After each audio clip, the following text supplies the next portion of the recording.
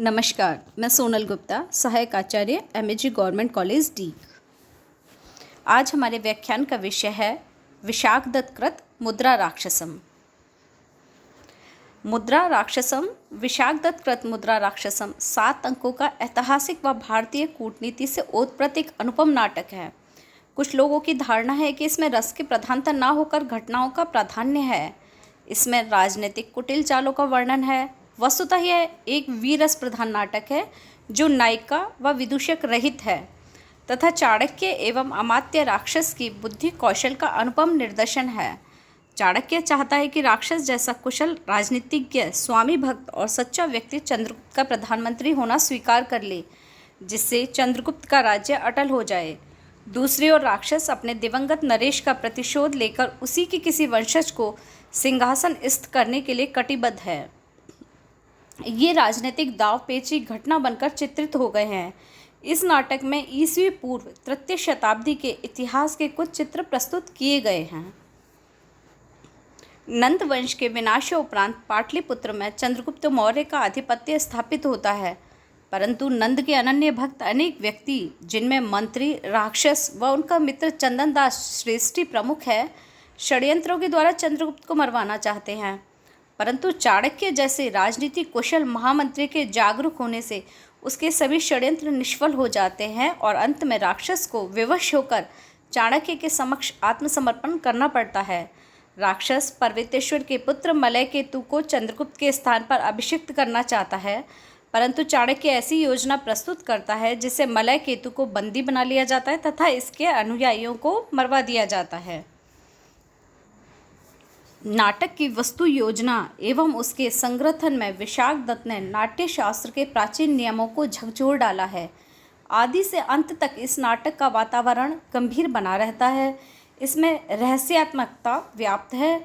कोई नहीं जान सकता कि चाणक्य के किस दाव पेच का क्या परिणाम होगा और उसका क्या उद्देश्य है। नाटक में कहीं भी प्रेम की सरसता या हास्य उल्लास की योजना नहीं की गई है, ना ही स्त्री पात्रों का कोई स्थान और ना ही विदूषक की सर्जना ही। केवल एक स्त्री पात्र है चंदनदास की पत्नी, परंतु कथानक के विकास में उसका कोई महत्वपूर्ण स्थान नहीं है। प्रत्येक अंक राजनीति की कूट मंत्रणाओं का खजाना है।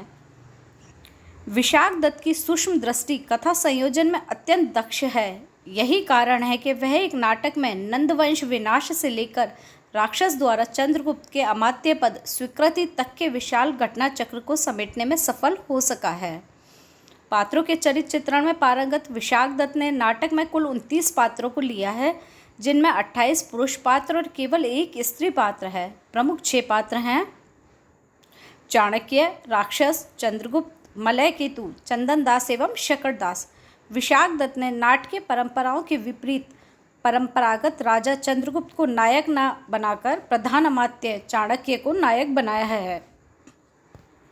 चाणक्य ही प्रारंभ से लेकर अंत तक घटना चक्र का नियामक, संचालक, प्रेरक, उद्बोधक और स्वाभिष्ट का प्राप्ति करता है, क्योंकि फल प्राप्ति चाणक्य को ही होती है। इस नाटक में प्रसाद और माधुर्य गुणों की प्रचुरता है। वीरस आदि उदात्त वर्णनों में उन्होंने ओज गुण और गौड़ी रीति को अपनाने में संकोच नहीं किया है। अंगिरस वीर होने के कारण राजनीति, नीति एवं आचार शिक्षा आदि के वर्णनों में वैदर्भी रीति ही मुख्य है। अलंकारों के लिए अलंकारों का प्रयोग नहीं किया, फिर भी उपमा, रूपक, श्लेष, समासोक्ति, अर्थांतर न्यास आदि के सुंदर प्रयोग हुए हैं।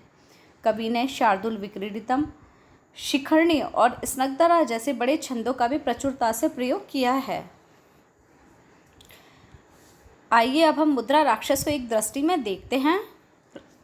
प्रणेता विशाखदत्त, स्थिति काल 400 ईस्वी, चंद्रगुप्त द्वितीय के समकालीन। पिता का नाम पृथु या भास्कर दत्त,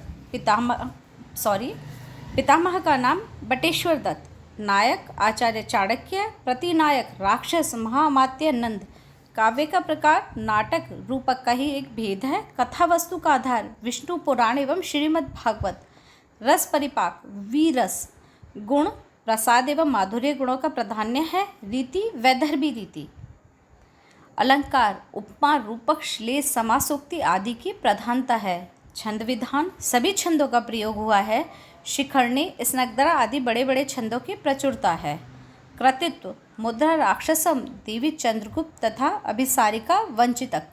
अंक एवं पद संख्या। मुद्रा राक्षस 7 अंकों का नाटक है तथा 169 उसमें पद हैं। प्राक्त 3 प्राक्तों का प्रयोग हुआ है इसमें, शौरसैनी, महाराष्ट्री और मागधी।